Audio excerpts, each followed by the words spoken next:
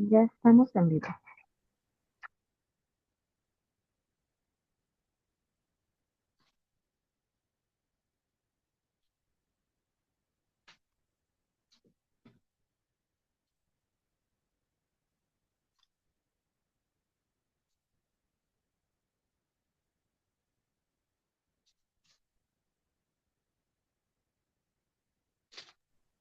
Hola, buenas tardes a todos y a todas. Eh, Hoy vamos a tener una plática entrevista con el doctor Julio Diego Sendejas Máximo. Eh, el doctor es licenciado en Sociología y maestro y doctor en Estudios Latinoamericanos por la UNAM. Actualmente realiza un postdoctorado en el CICSER, el Centro de Investigación en Ciencias Sociales y Estudios Regionales en la UAM.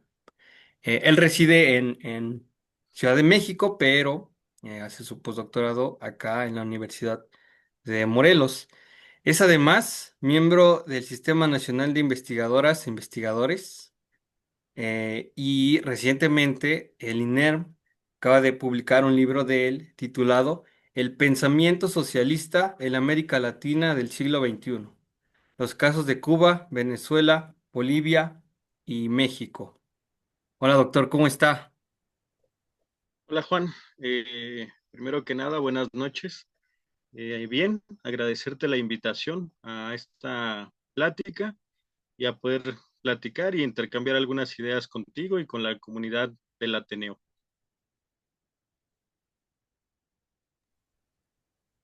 Muy bien, doctor. Es importante eh, este tipo de ejercicios que he estado realizando, ya que tengo la coordinación de formación política del Ateneo de la Juventud, capítulo Morelos, y es muy importante ir conociendo todo este tipo todos estos tipos de temas que son los que están afectando nuestro presente y que los tenemos de inmediato, en nuestro presente cercano. Lo vivimos todos los días en las noticias, en las calles, en redes sociales, etcétera.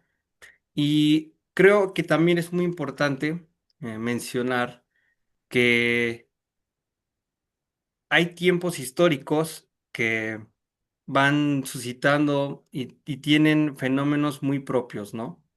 Y parte de eso es lo que estamos viendo hoy y que de alguna manera esta generación, estas nuevas generaciones de este siglo, están viviendo otro tipo de fenómenos que no se habían vivido antes. Y entonces, ¿qué pasa? ¿Cómo podemos ir entendiendo lo que estamos viviendo? Y parte de eso es que por lo que quiero iniciar la primera pregunta, ¿no? Que quisiera escuchar, lo que es... Para usted, ¿qué tan viable es este escenario de lo que se ha llamado la desglobalización, el mundo multipolar, que se va conformando un nuevo mundo en el que Estados Unidos ha dejado o va dejando de ser la hegemonía y hay países de Asia, puntualmente Rusia, China, la India, que se han ido consolidando como como estas nuevas potencias hegemónicas? ¿Usted alguna vez que lo vi, me comentaba que usted aún considera que Estados Unidos sigue siendo ese hegemón y que quizás en la teoría, en posturas políticas, ideológicas, sí se podría hablar de esa desglobalización, pero en una cuestión más práctica, eh, usted me da a entender que consideraba a Estados Unidos todavía un ente, una nación muy poderosa. ¿Podría darme su punto de vista sobre esto? Bueno, Juan, aquí tendríamos que primero tratar de hacer una caracterización de la época, ¿no? Hay dentro de las ciencias sociales diferentes perspectivas sobre el momento histórico que atraviesa la humanidad, pero grosso modo, por lo menos desde el pensamiento crítico, la mayoría de ellas coinciden en que estamos atravesando un momento de transición, ¿no? Este momento puede durar todavía siglos, es decir, no quiere decir que ya esta transición va a ser en las siguientes décadas, pero lo que es evidente es que, como decía, por ejemplo, Immanuel Wallerstein, estamos en un momento de bifurcación, ¿no? El sistema, el modo de producción dominante, ha llegado a una serie de límites. El principal es el de la naturaleza, donde su propia dinámica está agotando los recursos del planeta, y ese límite natural es solo el reflejo de una serie de contradicciones del propio sistema. En esa crisis muy general del sistema, incluso algunos hablan de una crisis sistémica, precisamente porque plantean que estamos en ese momento de que podría abandonarse un modo de producción para transitar hacia otro. Dentro de esa crisis más general es que tenemos que enmarcar la crisis particular de hegemonía de los Estados Unidos, ¿no? ¿Qué quiero decir? Que si la crisis de transición o la crisis sistémica puede durar todavía mucho tiempo, pues la crisis hegemónica de los Estados Unidos se enmarca en ese proceso temporal. Entonces, si bien hay muchos signos que muestran y evidencian cierta pérdida de dominio estadounidense a nivel global, por otro lado, Estados Unidos sigue manteniendo el control, el dominio y la hegemonía de otros aspectos, ¿no? Entonces, me parece que un poco la pregunta es más bien en qué espacios Estados Unidos sigue siendo dominante y en qué otros no, ¿no? Desde este punto de vista, el más evidente y el más quizá peligroso es que Estados Unidos sigue siendo, a pesar de todo, la mayor potencia militar del planeta, ¿no? Es una potencia imperial que tiene más de 200 bases militares desplegadas a lo largo del mundo, y además cuenta obviamente con armas nucleares, ¿no? Ese hecho, sumado a las bases militares, los sigue convirtiendo en la mayor potencia hegemónica.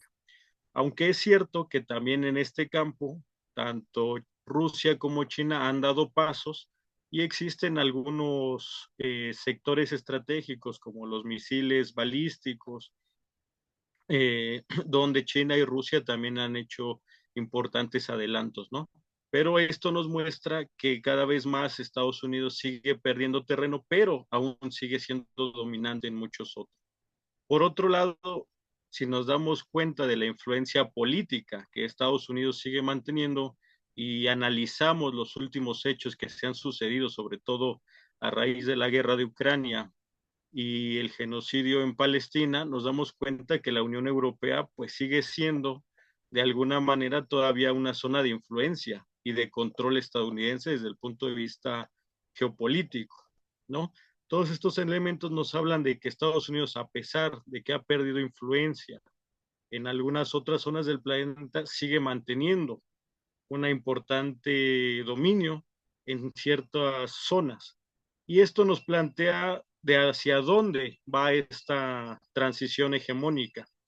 Hay distintas perspectivas. Algunos plantean precisamente que avanzamos hacia un mundo multipolar, donde ya no tendríamos una sola hegemonía, sino tal vez dos polos contrapuestos, como en la vieja Guerra Fría, o no dos, sino tal vez tres distintos polos enfrentados por lo que siempre está en el fondo del problema, que es el control de los recursos naturales, el control de la mano de obra, el control de los mercados, de las rutas comerciales, ¿no? En el final de cuentas, lo que está detrás de la disputa entre hegemonías o entre potencias es quien controla todos estos elementos. Y parece ser, pero no podemos saber porque está abierto el escenario todavía insisto, puede ser que esto dure todavía mucho tiempo más.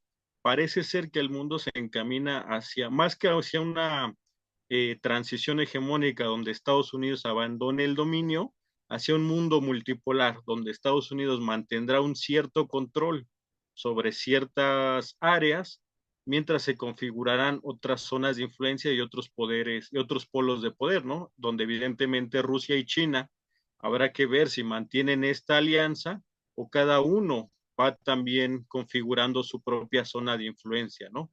Porque aquí hay que ser muy precisos, aunque ahora marchen juntos, También hay que recordar que históricamente Rusia y China han tenido muchas diferencias desde tiempo antes de la Unión Soviética, durante la Unión Soviética y posterior a la Unión Soviética, ¿no? Entonces eso que hoy vemos como una alianza no necesariamente podría mantenerse así en el futuro.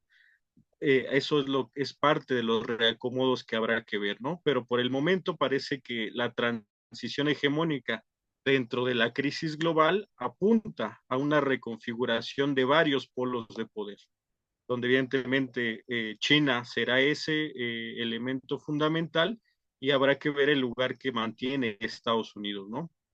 Y esto ya nos lleva a, digamos, a lo que explica un poco la conflictividad del mundo actual, porque en esa reconfiguración geopolítica, cada una de estas potencias está constituyendo o reconstituyendo o reconfigurando su propia zona de influencia, ¿no? Y en ese sentido es que ahí, por ejemplo, para América Latina, pues se vuelve peligroso esta disputa geopolítica, porque a la vez que abre oportunidades de vincularse y diferenciar el intercambio comercial, al mismo tiempo se vuelve un riesgo esa misma posibilidad, ¿no? Es decir, los países que buscan alianzas con estos nuevos polos emergentes se ven amenazados por Estados Unidos, que trata de mantener lo que ellos siempre han considerado como su patio trasero, ¿no? Pero grosso modo, y digamos cerrando esta primera parte de la pregunta, creo que hay que entender la actual crisis hegemónica de Estados Unidos dentro de la crisis global del capitalismo.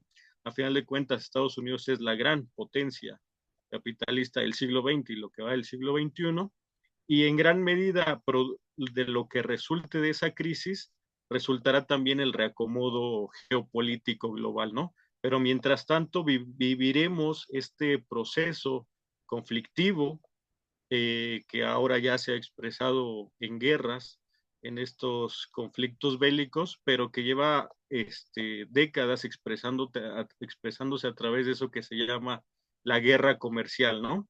Y esto me lleva a un elemento, perdón, que habías mencionado respecto al concepto de la desglobalización, porque ese es un concepto problemático, ¿no? Si bien podemos pensar que se está fragmentando el mercado mundial, al mismo tiempo, los grados de interconexión de la economía, de las economías nacionales con el mercado mundial, es muy difícil de revertir, ¿no? Que es, a final de cuentas, la esperanza de Trump, ¿no? Revertir el proceso de globalización y regresarlo, por llamarlo de alguna manera, a Estados Unidos. Pero la dinámica propia del sistema tiende a la mundialización de la economía, ¿no? Entonces, es conflictivo porque el concepto trata de dar cuenta de estos procesos de fragmentación del mercado mundial, pero al mismo tiempo la dinámica propia del sistema siempre va a tender a generar una economía global, y entonces ahí lo que habría que ver es cómo en ese mercado mundial reconfigurado juegan las distintas potencias y las distintas hegemonías que se constituyan, ¿no? Y digamos, este sería un primer marco muy general de la conflictividad y dónde se inserta esa crisis hegemónica, ¿no? Que sí es una crisis hegemónica, pero que hay que tomarla con muchas pincitas, por llamarlo de alguna manera. No se puede hacer una afirmación tan fuerte de que Estados Unidos de un día para otro va a perder esa hegemonía, ¿no? Sino que es un proceso lento en donde ese proceso todavía, donde dentro de ese proceso todavía mantiene controles muy importantes y donde esa disputa pues puede llevar a conflictividades mucho más grandes de las que hoy vemos, ¿no? Entonces hay una crisis hegemónica, pero no hay ya una pérdida del dominio estadounidense a nivel global, ¿no? Por el contrario, hoy vemos cómo sigue sosteniendo la avanzada ucraniana, el genocidio israelí, ¿no? Lo que nos habla todavía de ese poderío, de ese control político, aunque en términos estrictos de consenso, Estados Unidos cada vez tiene menos posibilidad de influenciar, y eso se muestra en que muchos países cada vez más cuestionan, digamos, su liderazgo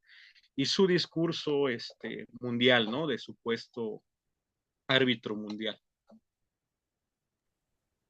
Antes de ir tocando ya directamente América Latina, quiero continuar con este marco general porque evidentemente es algo que no afecta solo a América Latina, sino es un marco mundial el que estamos viviendo.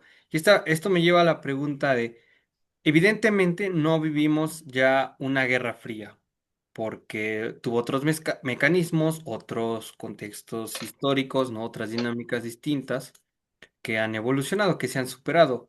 Pero, ¿usted cómo podría conceptualizar lo que vivimos hoy? Y se lo pregunto también, usted que es sociólogo, ¿cuál es parte de eso, de esas características culturales? Ya no es un capitalismo contra el socialismo soviético, ¿no? Ya eso quedó superado, pero ¿usted cree dentro de esta dinámica en unas características culturales que podríamos distinguir, o más bien cree que podría haber esta distinción dicotómica de izquierda-derecha, de qué características culturales podría conceptualizar de esto que vivimos?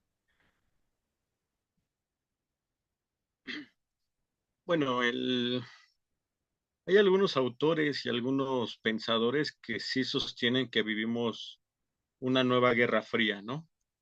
En lo particular, me parece que esa idea es problemática porque supone justamente el enfrentamiento de dos bloques o de dos sistemas opuestos, ¿no?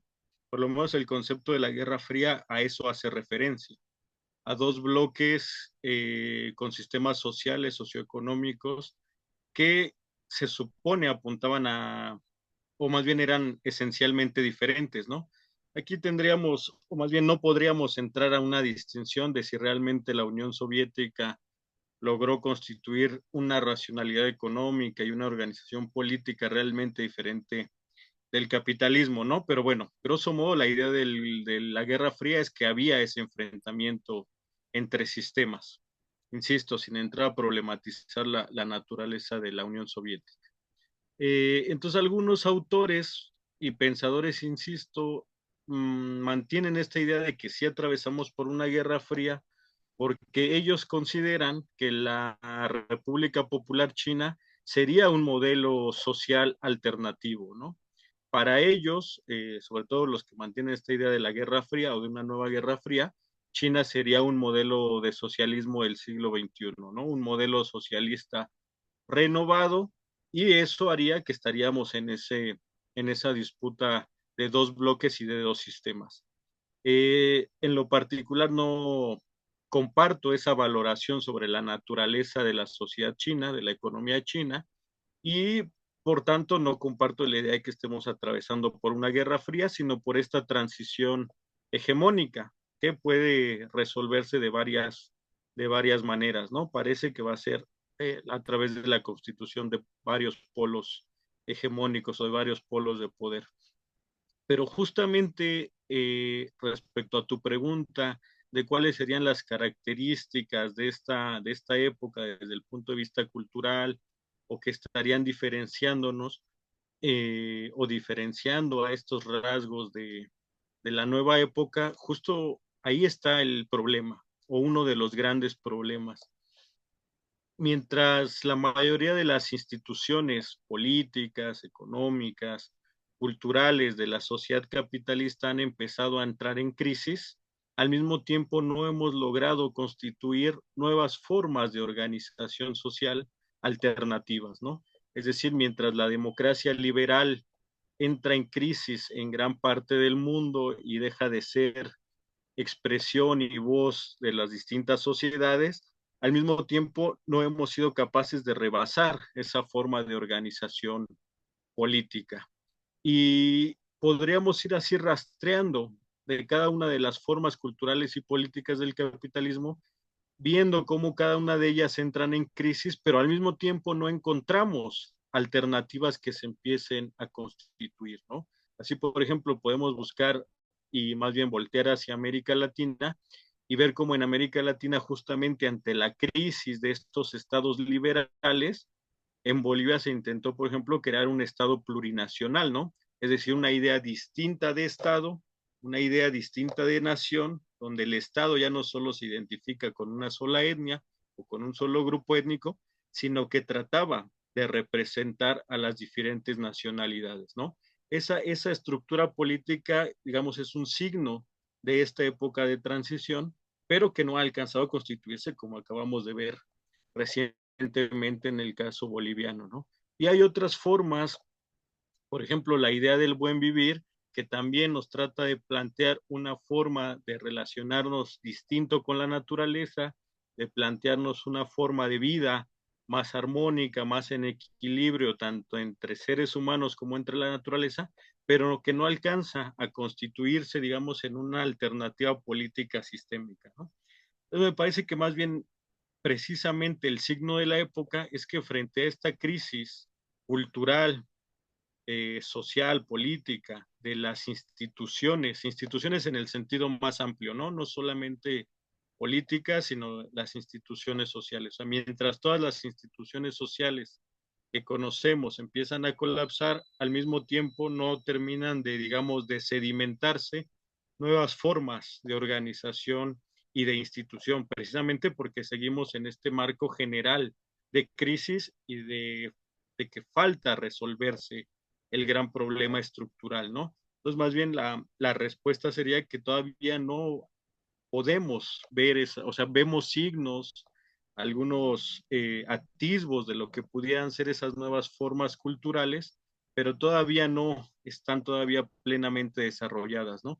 Y uno de estos elementos es la pregunta que también formulabas respecto al concepto de izquierda, ¿no? Hay quienes piensan que ya no es un concepto pertinente, hay otros que siguen o que seguimos reivindicando todavía su validez, pero el gran problema con el concepto izquierda tiene que ver con, digamos, cómo es utilizado o en el marco de qué perspectiva teórica, ¿no? Porque si nos limitamos, digamos, a la perspectiva institucional, partidaria, electoral, desde luego que siempre habrá una opción electoral o una opción, o la mayoría de las veces, ¿no? Hay veces en que no, pero la mayoría de las veces podríamos identificar alguna perspectiva político-electoral que esté más a la izquierda en el sentido de la defensa de los derechos humanos, de los derechos sociales, de las libertades políticas, pero pienso yo que esa concepción es insuficiente. Eh, Más bien habría que regresar al origen del concepto, porque cuando se plantea la idea de la izquierda es para calificar o identificar a aquellos que querían realmente una transformación estructural del viejo régimen feudal, ¿no? Es decir, no bastaba con hacer una monarquía parlamentaria o ciertas reformas a la monarquía o al feudalismo, sino querían realmente terminar con el sistema, ¿no?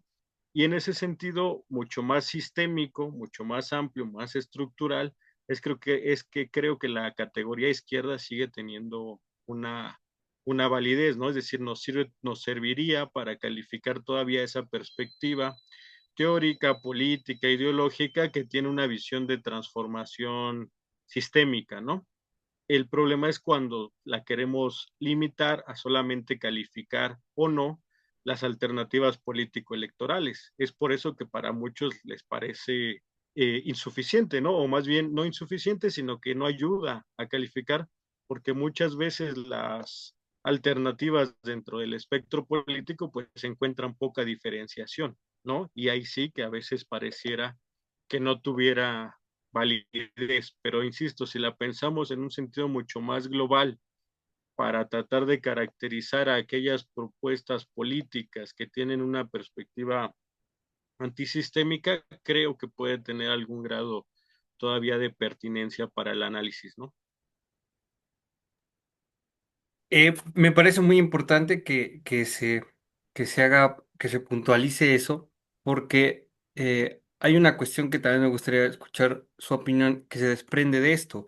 Yo revisaba un poco sobre la política económica de Keynes, John Maynard Keynes, y Y él, uno viendo sus escritos ya más personales, él siempre se catalogaba como alguien no marxista. Y recientemente fui entendiendo, ya que su dinámica de estado de bienestar eh, comprende más bien una cuestión de no salir del modelo capitalista, sino más bien tratar, entre otras cosas, de que esa desigualdad se haga menor, ¿no? Se trate de hacer menor y de que la sociedad tenga mayores condiciones de vida, ¿no? Mayor calidad de vida. Pero eso quería preguntarle, incluido México, en esta pregunta, América Latina y México, más bien yo pensaría, ahorita me da su punto de vista, yo pensaría que parte de estas políticas que llamamos de izquierda o que llamamos más radicales, más progresistas, siguen teniendo mucho de este enfoque de no romper realmente con un capitalismo, sino de eh, orientarse hacia un estado de bienestar y que en realidad sigue siendo parte del mismo problema de ir retrasando ese posible rompimiento que tuviera el capitalismo. ¿Cómo ve esto? El problema del keynesianismo en realidad hay que entenderlo, digamos, desde una perspectiva histórica concreta, ¿no? Es decir, cuándo y por qué aparece el keynesianismo. El keynesianismo en gran medida es una respuesta a la crisis de 1929, donde la crisis de ese año puso de relieve las contradicciones del sistema, ¿no? Y Keynes, desde luego que no quería una superación sistémica, sino quería regular las propias contradicciones del sistema, ¿no? Keynes siempre lo pensó así. Digamos que el gran acierto de él, a diferencia de los neoliberales, es el reconocimiento de las contradicciones del sistema. Y a partir de ese reconocimiento, Keynes plantea que el Estado es el actor político que puede justamente ayudar a regular esas contradicciones, ¿no? Por eso él plantea la política de pleno empleo, de inversión estatal, porque quería, eh, digamos, mantener una política donde hubiera cierta redistribución de la riqueza que evitara los conflictos sociales. Ahora bien, esta idea del keynesianismo también, insisto, hay que entenderla en el contexto más amplio de la época, porque al mismo tiempo que Keynes está pensando o formulando su teoría y sus propuestas de política económica, existe ya el modelo de planificación económica en la Unión Soviética. En ambos casos, el Estado es el sujeto promotor de la economía. En un caso para regular las contradicciones del capital y en otro caso para planificar la economía socialista, pero en ambos casos comparten la idea de que el Estado es este actor regulador, ¿no? Entonces no podemos entender a Keynes sin ese momento histórico específico donde hay un modelo económico socialista o de intención socialista, podríamos decir, que está mostrando hasta cierto punto un éxito, ¿no? Porque convierte a la Unión Soviética de un país agrario a la segunda potencia industrial, ¿no?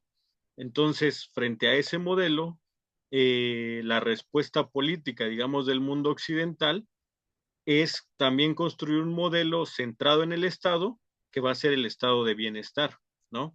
Pero estas políticas, así entendidas desde esta perspectiva histórica, claro que son en el marco de la propia regulación del sistema, no para su superación, salvo la vieja visión de la vieja socialdemocracia europea, sobre todo la socialdemocracia alemana, que sí en algún momento llegó a plantear que a través de una serie de reformas que pasaban por el crecimiento de la economía estatal, podía transitarse hacia el socialismo.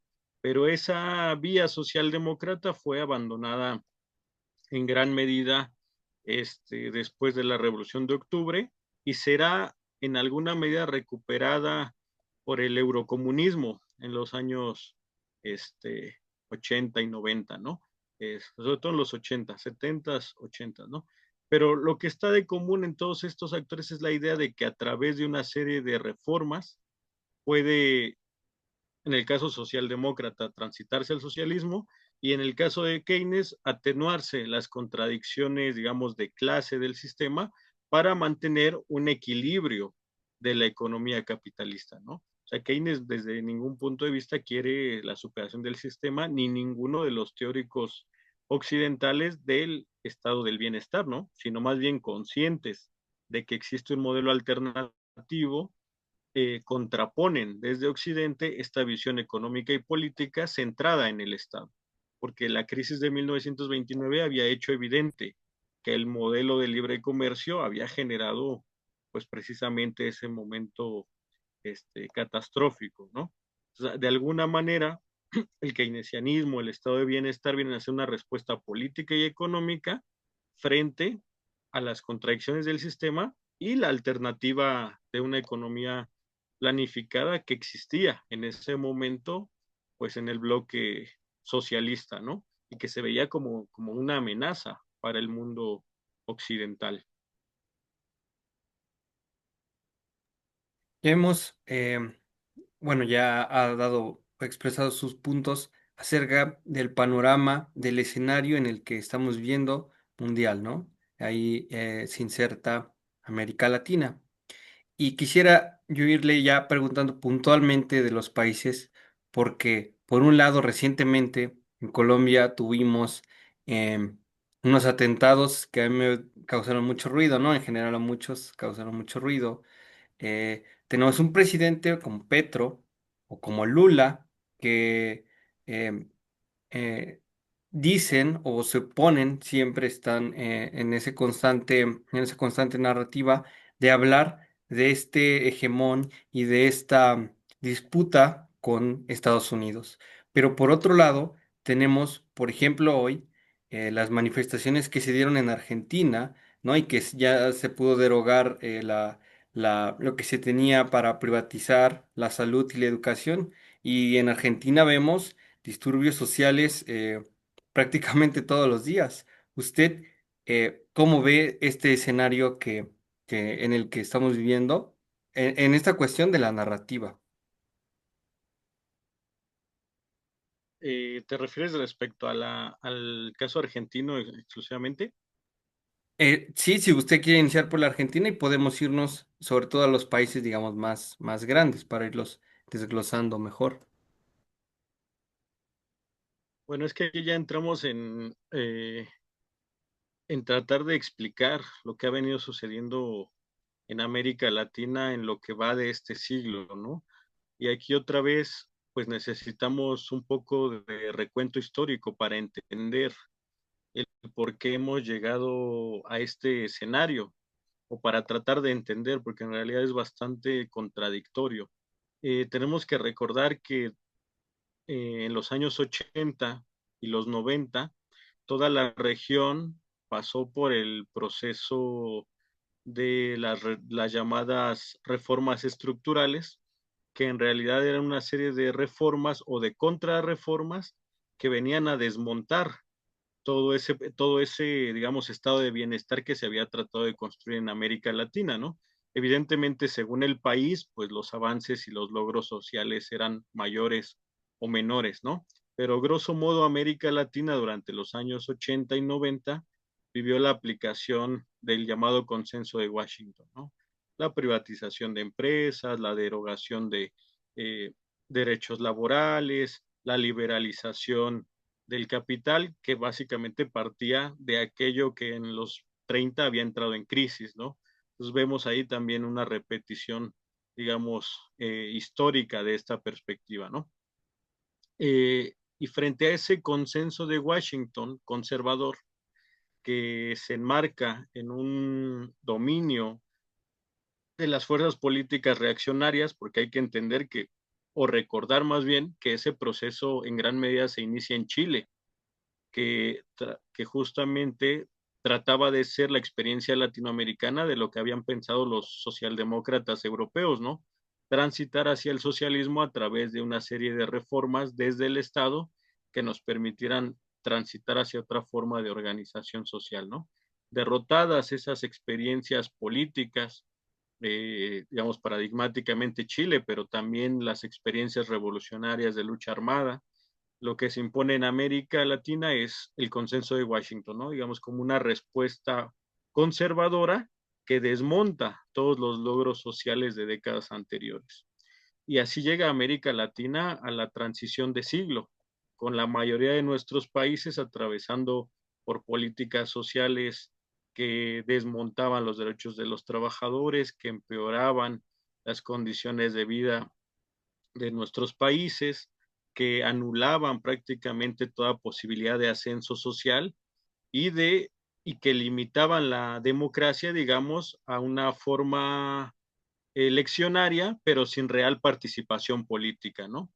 Así llega América Latina al fin de siglo y ahí va a aparecer la tendencia que vivimos hasta el día de hoy, la emergencia de los llamados gobiernos progresistas, encabezados o iniciados por Hugo Chávez en Venezuela, la refundación de Venezuela como República Bolivariana de Venezuela, y a partir de ahí una serie de procesos históricos en cada uno de los países en donde van emergiendo gobiernos similares, ¿no? Cuyo elemento común era precisamente oponerse al consenso de Washington y a las políticas neoliberales. Eh, Prácticamente toda la década del 2000, después podemos entrar en más detalle en cada uno de los casos, pero prácticamente la década de los 2000, lo que vemos es un ascenso de estos gobiernos y al final de esa década o al inicio de la siguiente, una crisis de estos progresismos, ¿no? Incluso se llegó a hablar del fin de ciclo, del cierre de una época histórica, porque empezaron a aparecer gobiernos que trataban de restablecer las políticas del consenso de Washington, ¿no? Y en gran medida lo que hoy vemos en América Latina es la persistencia de esta dinámica, la emergencia de gobiernos progresistas, la crisis de alguno de ellos y la aparición de respuestas conservadoras, ¿no? Entonces, en el caso por el que me preguntabas de Argentina, tenemos que verlo de esta manera. En la repetición cíclica entre ciertos gobiernos de carácter progresista, la crisis de los mismos y la aparición de opciones conservadoras, ¿no?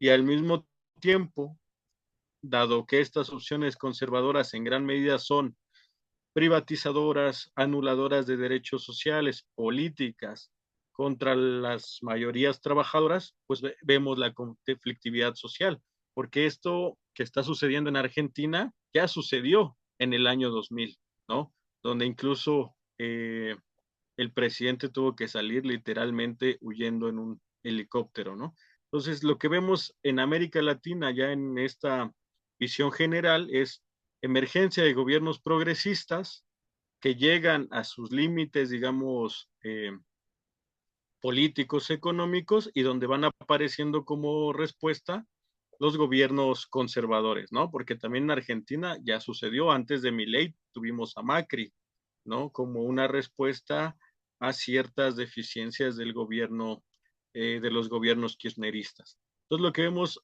hoy en América Latina, y creo que ahí es donde podemos enmarcar la gran pugna que atraviesa nuestra región, es constitución de gobiernos progresistas que tratan de más o menos desmontar las políticas neoliberales con distintos éxitos y distintas perspectivas según cada nación, y los procesos conservadores que ante las limitaciones de los propios progresismos regresan tratando de revertir esos avances y de reconstituir nuevamente políticas conservadoras, ¿no? Ahí es donde tenemos que enmarcar la aparición de Milei, ¿no? No podemos entenderlo sin todo este ciclo contradictorio entre progresismo, visiones conservadoras, que no solo es exclusivo de Argentina, sino de toda la región. Para el caso de México, me gustaría ir a modo de conclusión, dejarlo al final para hacer, digamos, el balance de todo lo que vamos viendo. Por el momento, antes de leer preguntas, solamente le quiero decir que Ricardo Fucás le manda saludos. Eh, También Saludos. dice Pedro Estefano, saludos desde el Estado de México, excelente conferencia. Dice eh, Gracias. Leilani Luna, excelente ponencia, saludos. Están, mientras son los saludos, antes de pasar a las preguntas, que ya también hay un par en el chat. Eh, yo quisiera, de una forma que es la que me interesa, sobre todo si lo están viendo gente que va para el servicio público, creo que parte de lo que se va intuyendo de lo que nos comenta, doctor, es que, aunque suene pesimista, creo que podemos explicar el fenómeno de lo que llamamos el conservadurismo o la derecha en países de América Latina, porque eso que en la narrativa también se llama de izquierda o progresismo, pues al final no cambia las condiciones de, al menos en la narrativa, ¿no? No cambia las condiciones de la población. Y entonces, pues si hay un gobierno que se llama de izquierda y el país no mejora, no hay avances tan significantes, no hay mejor calidad de vida, pues a través de la desinformación, a través de los medios masivos, etcétera, se vuelve a impulsar una narrativa bueno, la izquierda no funciona, vamos a probar la derecha, a probar el conservadurismo. ¿Qué puede decirnos de eso? Porque algo que me preocupa, ya pasemos al final, es que algo así ya estamos empezando a ver en nuestro país, en México.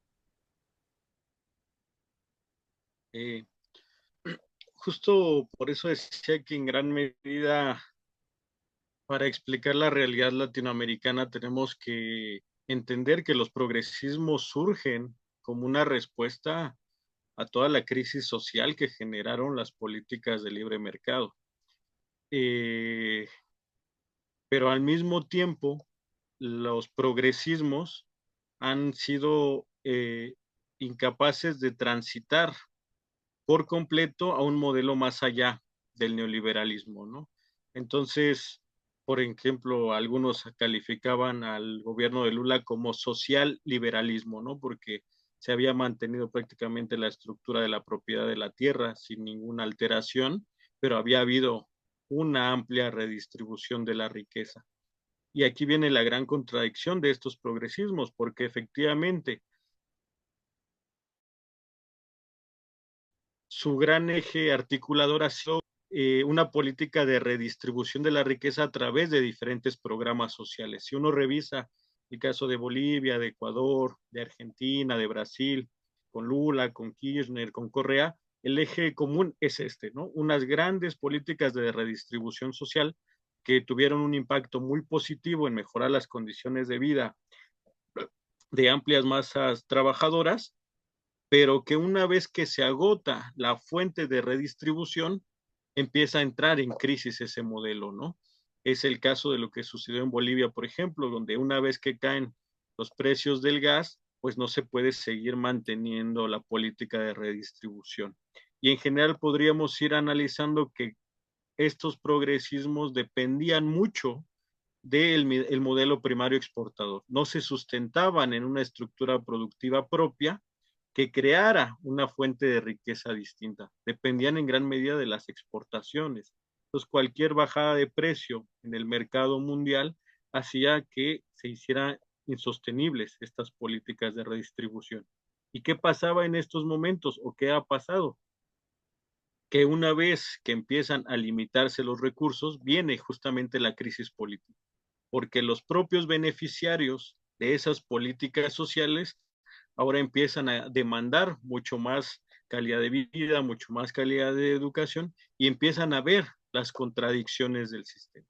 Y lo identifican como una causa del progresismo, cuando justamente el progresismo hizo posible en gran medida la aparición de estos sectores medios.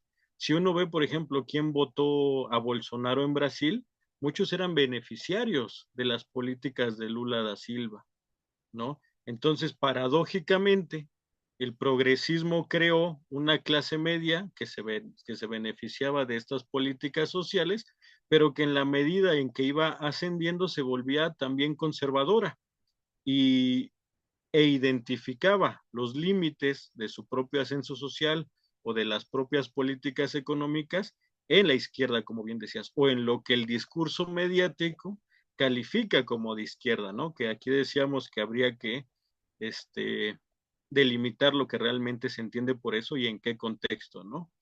Pero entonces, los progresismos ahí ha estado, digamos, uno de los grandes temas, que haciendo políticas de redistribución social, mejorando las condiciones de vida de la sociedad, no han alcanzado a superar realmente de manera estructural los límites del neoliberalismo, en gran medida porque han mantenido una base primario exportadora, en la mayoría de los casos latinoamericanos, que no ha creado una base productiva propia.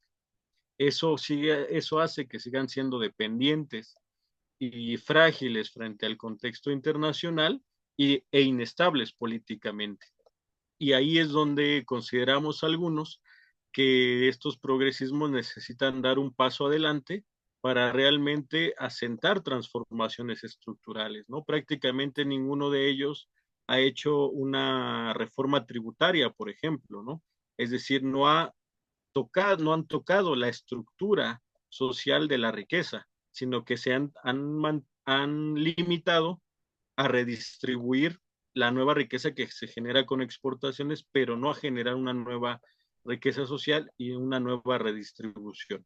Entonces, estos límites del progresismo, lo que vemos según cada caso, es que una vez que más o menos van entrando en crisis, dan pie, dan lugar a estos movimientos conservadores, como insisto, sucedió en Brasil, bueno, primero con el golpe este, de Estado a Dilma Rousseff, donde, insisto, quienes demandaban el golpe y la destitución, muchos de ellos eran beneficiarios de las políticas sociales, ¿no?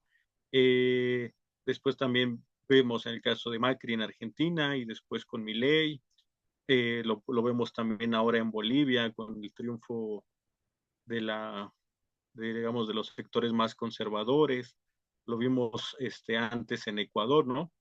Una vez que se empiezan a agotar las políticas de redistribución, los progresismos se tienden a estancar.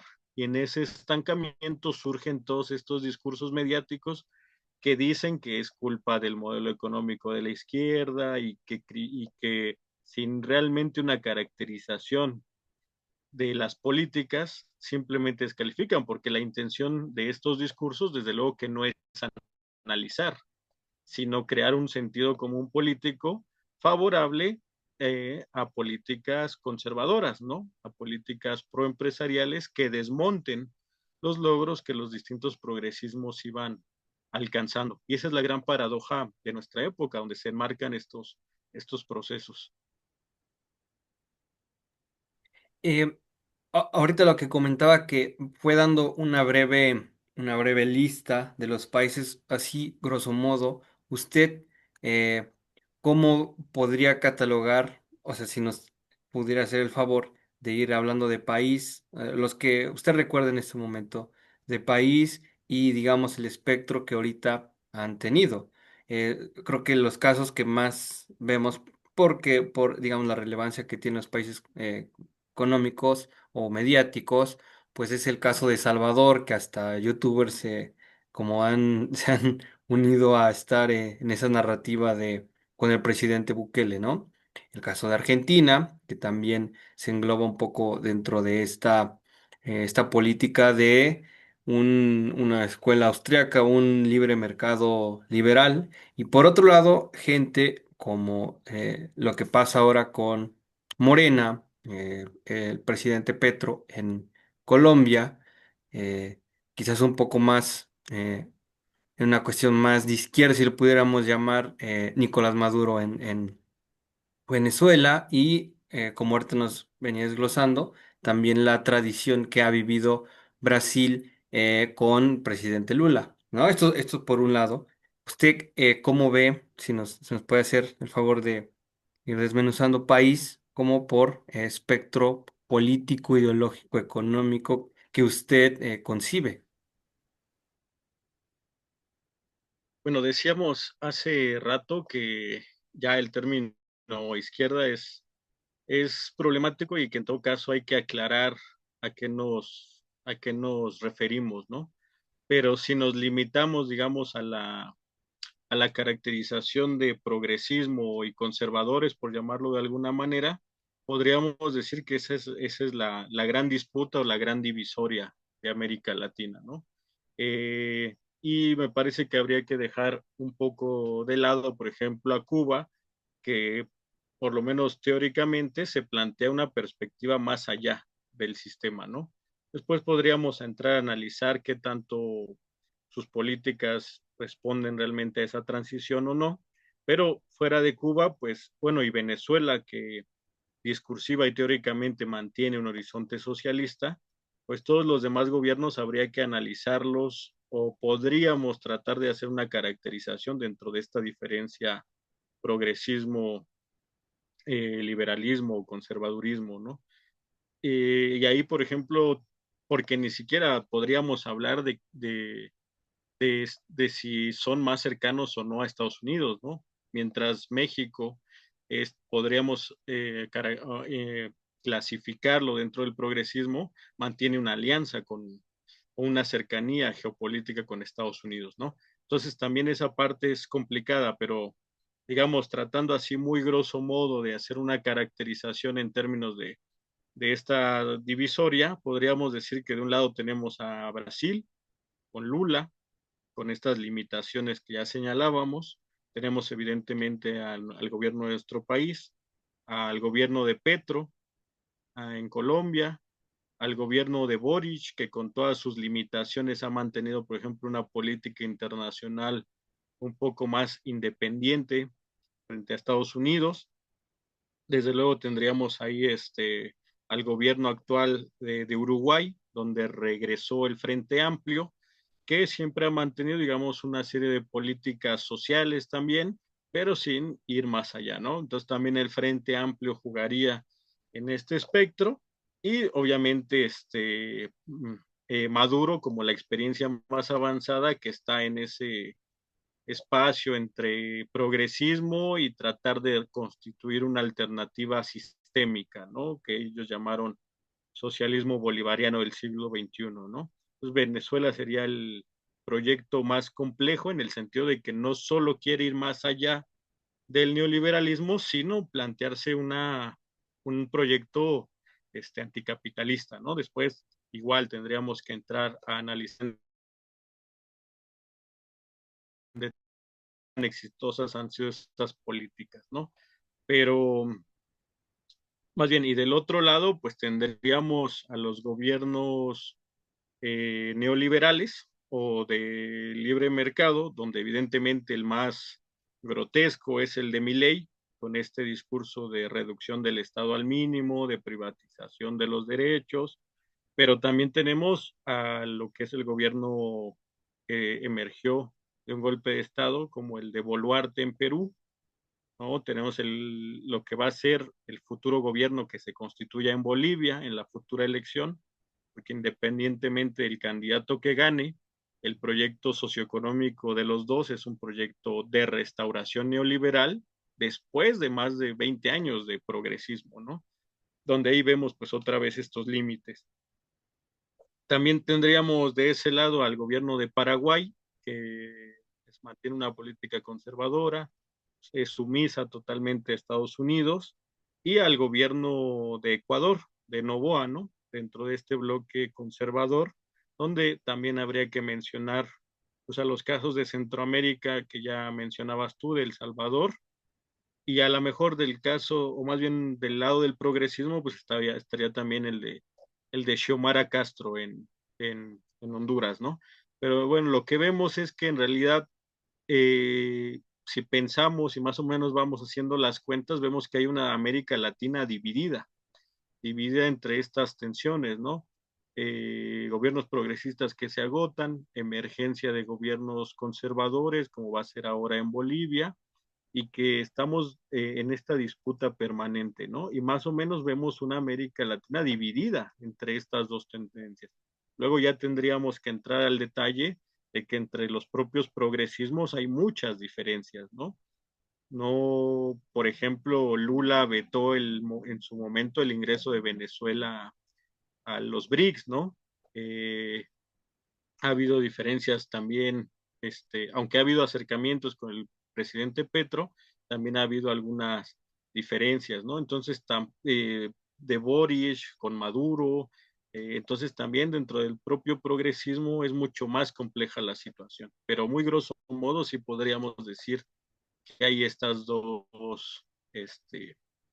estas dos perspectivas o estos dos bloques. Y esto nos explica de por qué América Latina no tiene una fuerza y una voz global fuerte, ¿no? Es una zona dividida.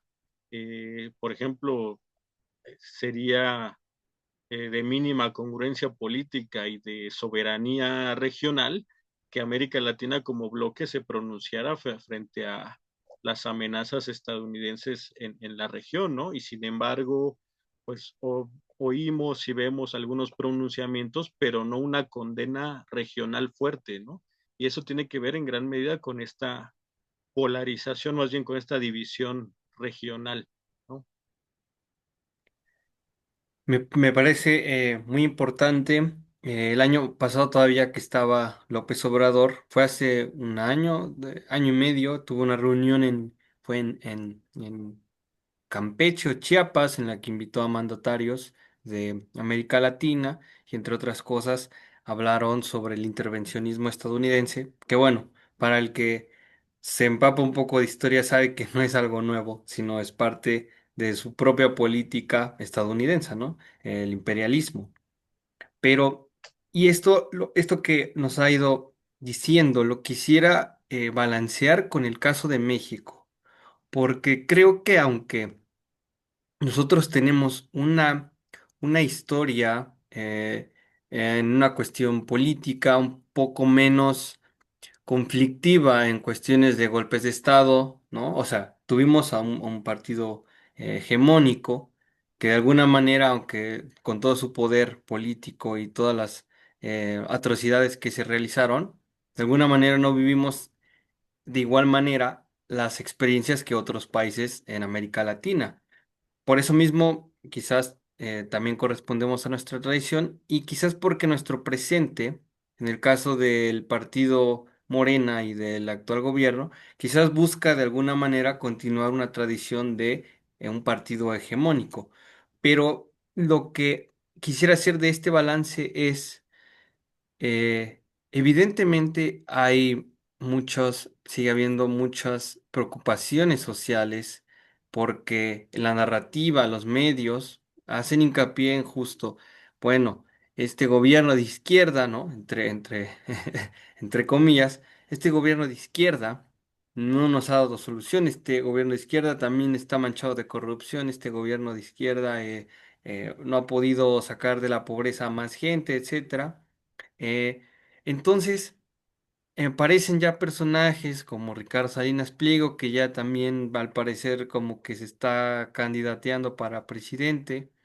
¿Usted cree que de estos casos latinoamericanos podemos aprender o más o menos previsualizar algo o de lo que podría pasar en nuestro país?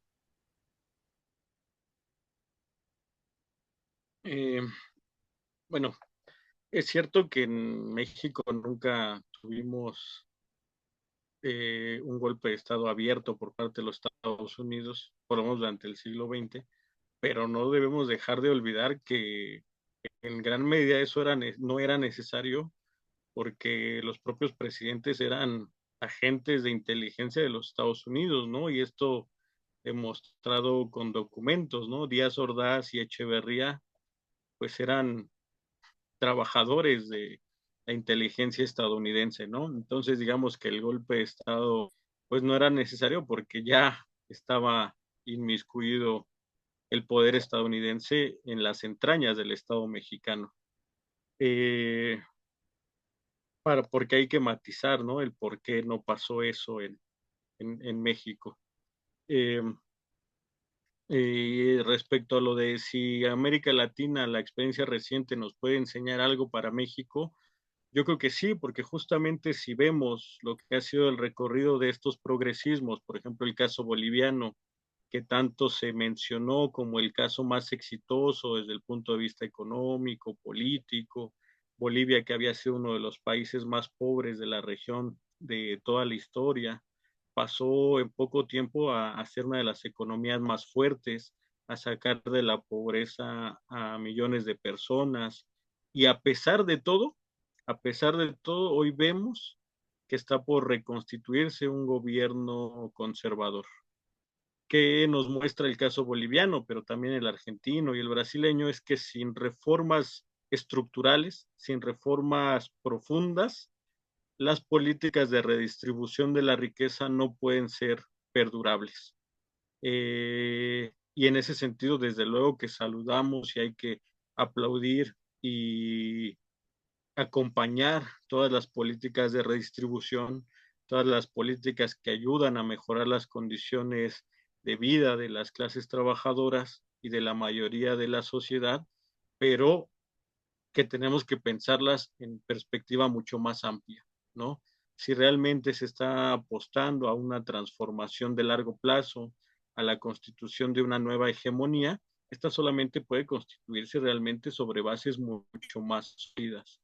Ahora bien, esto implicaría una mayor conflictividad social, probablemente, porque habría que afectar intereses socioeconómicos poderosos, como los de las élites vinculadas a esos procesos que se gestaron durante las décadas previas, ¿no? Incluso también que implicarían enfrentamiento probablemente con Estados Unidos, ¿no? No quiere decir que esto tuviera que hacerse, digamos, de un día para otro, pero creo que debería haber una perspectiva mucho más amplia, de largo plazo y mucho más estructural, ¿no? O sea, comprender que si no se dan pasos en esa dirección, pues no son sostenibles en el tiempo las reformas sociales. Y ahí está la experiencia latinoamericana que nos muestra que por más exitoso que pueda ser un progresismo, si no se dan medidas de un calado mucho más profundo, pues no se pueden sostener en el tiempo. Por ejemplo, te lo mencionaba hace rato, prácticamente en ninguno de estos países hubo una reforma tributaria. ¿Qué quiere decir? Que la gran concentración de la riqueza no se atacó, se mantuvo en gran medida como había sido constituida durante el periodo de los años 80 y 90. Y esos poderes conservadores son los que después se vuelven contra los propios progresismos, ¿no? Porque en gran medida su poder económico, político, mediático, sigue intocado. Y aquí el ejemplo que tú mencionas de Salinas Pliego es muy claro. Salinas Pliego es un sujeto, un personaje cuya riqueza fue creado al amparo del proyecto neoliberal, ¿no? Con corrupción, con privatización de lo público convertido en una empresa privada y que sigue enriqueciéndose con algo que es una propiedad de todos los mexicanos, que es el espectro radioeléctrico, ¿no? Y desde ese espectro radioeléctrico, que es propiedad de la nación, ataca al gobierno, ¿no? ¿Qué quiero decir con esto? Que si no se altera esa estructura de poder, pues difícilmente pueden mantenerse los procesos de cambio y de transformación con una perspectiva más duradera. Ahora vemos cómo el propio Salinas Pliego, que no ha sido tocado durante todo, más allá de que se le demande pagar impuestos, que es lo mínimo, su poder económico en realidad no ha sido tocado, ¿no?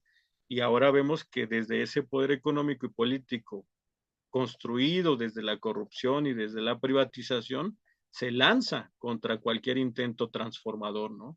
Entonces ahí eso nos deja ver que sin esos transformaciones más profundas, pues difícilmente pueden ser duraderas porque quedan, digamos, intocados, intactos los poderes políticos del viejo sistema, ¿no? Y ahí pues, podemos volver al caso boliviano, quien hoy va a ser o puede ser uno de los presidentes de la reconstitución del programa neoliberal, es el que ya lo llevó a cabo en los años 2000, el mismo personaje, ¿no? Es decir, esa élite se queda intocada, queda este, eh, dispuesta como sujeto político a restablecerse y organizarse contra cualquier transformación. Y en estas coyunturas de declive, pues se encuentran la posibilidad de regresar al poder como ahora en Bolivia o como han hecho otros en otros países de estos sectores empresariales, aprovechando esa coyuntura, tratan de convertirse abiertamente en sujetos políticos. Y yo quisiera también preguntarle una cuestión, porque de alguna manera también he estado un poco en el servicio público y me interesa, ¿no? Y con base a la experiencia de usted. Quisiera preguntarle, dejando de lado a Cuba y a México, que digamos, Cuba también ya tiene una tradición histórica, ¿no? de represión, y México, pues no puede salirse de los Estados Unidos porque tenemos algo así del 85% de apertura comercial con los Estados Unidos, ¿no? Y creo que el refortalecimiento del TEMEC, pues vuelve a amalgamar nuestra conexión económica y social con los Estados Unidos y Canadá.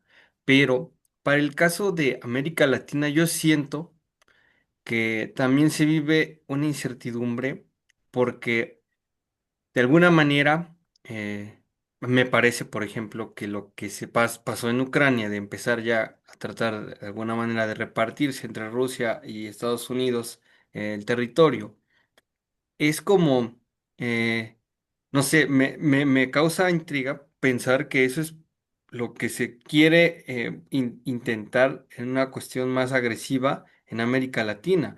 Creo que los países podrían tener una ventana de oportunidad, los que mencionaba, Brasil, Honduras, Colombia, Uruguay, ¿no? De poder ir abriéndose a otros mercados, a otras políticas que no sean solo la estadounidense, pero y es lo que le preguntaba hace rato y no concluimos. Me parece sospechoso cómo se sigue atacando a Colombia en atentados a través del crimen organizado, cuando vemos en las noticias también que se acecha se acecha a través del ejército estadounidense Venezuela.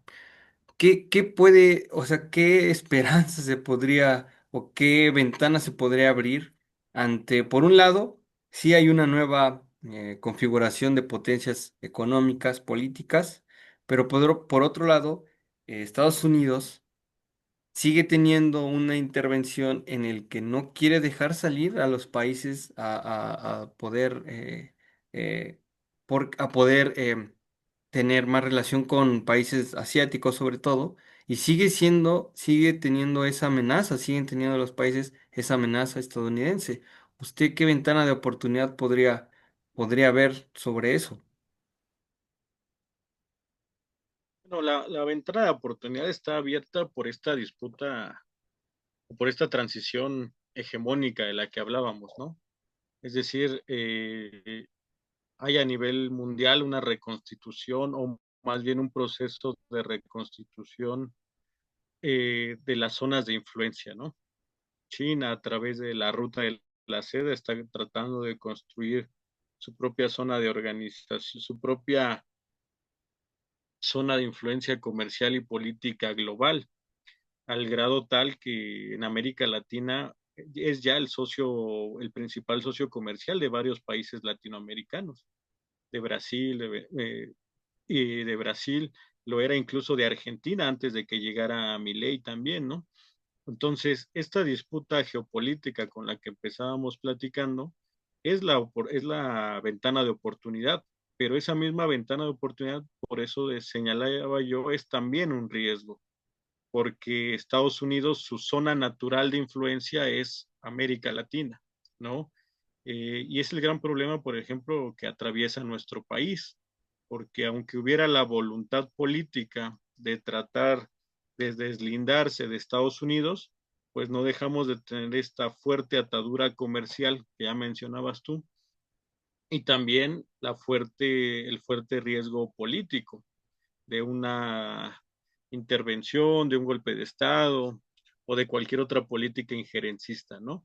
Y ahí lo que yo te podría decir es que ahí pasa por las decisiones políticas que tomen cada uno de los países latinoamericanos que van y de los distintos proyectos que se van constituyendo. Porque decíamos en gran medida que esta reconfiguración global pues puede ser un mundo bipolar como en la vieja Guerra Fría, pero también un mundo multipolar con varios polos, ¿no? No con un solo polo de dominio global. Y uno de esos pudiera ser, por ejemplo, un polo latinoamericano. Pero para eso tendríamos que pasar por ejemplo, un proceso de integración económica, ¿no? Que es un viejo proyecto latinoamericano. Desde el tiempo de la independencia, con Simón Bolívar, se ha planteado una confederación de estados latinoamericanos. Seríamos un mercado regional enorme, con enormes capacidades humanas, de recursos naturales, y que en alguna medida era el proyecto que trató de llevar a cabo o de revitalizar Hugo Chávez con el proyecto de la alternativa bolivariana para las Américas, y en gran medida era esa idea de crear un polo regional independiente latinoamericano, ¿no? Desde luego que ahí entra los intereses estadounidenses que históricamente y más ahora van a estar en contra de esa integración latinoamericana. Detrás de los recientes golpes latinoamericanos están los intereses estadounidenses. Que Pedro Castillo haya sido destituido pasa por esa injerencia, ¿no? Ahora Boluarte es una presidenta que habla y permite la entrada de los soldados estadounidenses, que los lazos comerciales con China se han ido deteriorando, ¿no? Cuando era lo que venía fortaleciéndose en Perú. Y así podríamos ir analizando caso por caso donde Estados Unidos va tratando de impedir, una, la integración latinoamericana, y después que los países que de manera independiente tratan de vincularse a estos nuevos polos, este, como China o Rusia o los BRICS, pues se interponen en ese camino, ¿no? Y ahí pasa por la decisión política que se puede ir constituyendo en América Latina. Hay alternativas, pero estas alternativas implican riesgos. Y el tema está en si estos gobiernos, si estas sociedades, si nuestros países están dispuestos también a transitar por ese camino, digamos, conflictivo, porque lo que es evidente es que hay un declive, que insisto, este declive puede durar décadas, pero que hay un declive. Entonces, el punto está en qué camino estratégico deciden asumir los países latinoamericanos para enfrentar esa transición hegemónica. Puede ser integrarse como está haciendo Brasil a los BRICS, puede ser lo que está haciendo México de mantenerse en el bloque de América del Norte, o podría ser un hipotético tercer camino latinoamericano, ¿no? Donde se fortaleciera un mercado común, una integración política que nos diera realmente una voz independiente en el mundo como zona y como región, y tal vez independiente de este nuevo mundo, de estos dos bloques que se están constituyendo, ¿no? Pero ahí pasa por las posibilidades políticas que se vayan constituyendo en cada uno de nuestros países y las decisiones estratégicas que vayan constituyéndose. La alternativa bolivariana por ahora está pues reducida a lo mínimo con la crisis venezolana, con el cambio de gobierno que se viene en Bolivia, pues prácticamente la alternativa bolivariana está por ahora inexistente, ¿no? No quiere decir que si otras fuerzas con esta perspectiva lograran articularse en América Latina, pudiera revitalizarse esa posibilidad, ¿no? Voy a terminar una de mis últimas preguntas para pasar a las que pusieron en el chat, pero usted también ya lo dijo. Ya nos va comentando qué es, digamos, algunas posibilidades que pudieran tener en las políticas latinoamericanas, pero creo yo también, y por ahí en el chat venía una pregunta de eso, eh, que también estamos, creo que con el fantasma de una posible guerra importante a nivel mundial. Estamos también con un factor que creo que ya se ha utilizado sobre todo en Europa como arma política, que es el tema de la migración y el tema que nos comentaba al principio, el tema ecológico, el tema de este capitalismo agresivo que está terminando con el medio ambiente. Entonces, No sé usted cómo ve eso, estas cosas que le acabo de decir. Bueno, la última sobre el medio ambiente usted lo decía, pero las otras también creo que es una, bueno, a su consideración, creo que son quizás escenarios muy negativos que podría haber también dentro de esta reconfiguración, ¿no? Bueno, la guerra abierta es una posibilidad, ¿no? La guerra abierta entre estas potencias es una de las posibilidades de esta transición hegemónica o que la transición hegemónica se resuelva a través de una guerra abierta. Pero el hecho mismo del poder nuclear existente en nuestro país, en nuestro mundo, que alcanza para destruir varias veces la civilización, pues hace poco probable ese enfrentamiento directo, ¿no? Y en ese escenario lo que parece, digamos, en ese caso de la guerra como probable en las siguientes décadas, es que sigamos teniendo estos escenarios de guerras proxy, como se les llama, ¿no? Donde quienes se están enfrentando son las grandes potencias en disputa, pero a través de terceros países, ¿no?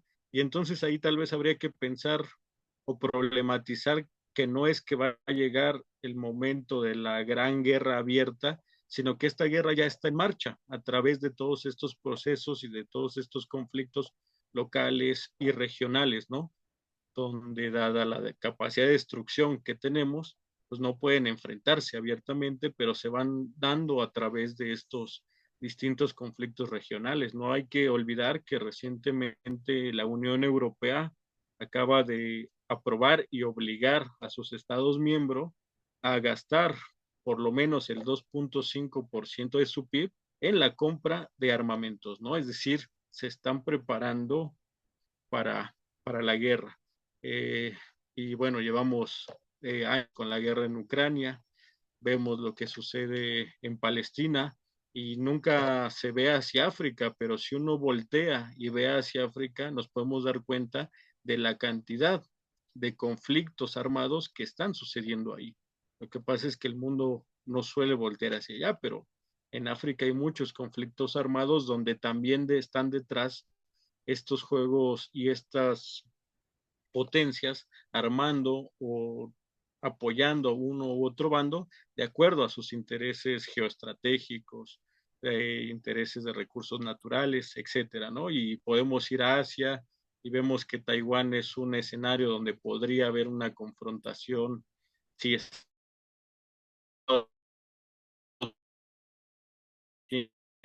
2027 Taiwán debe regresar a la soberanía china.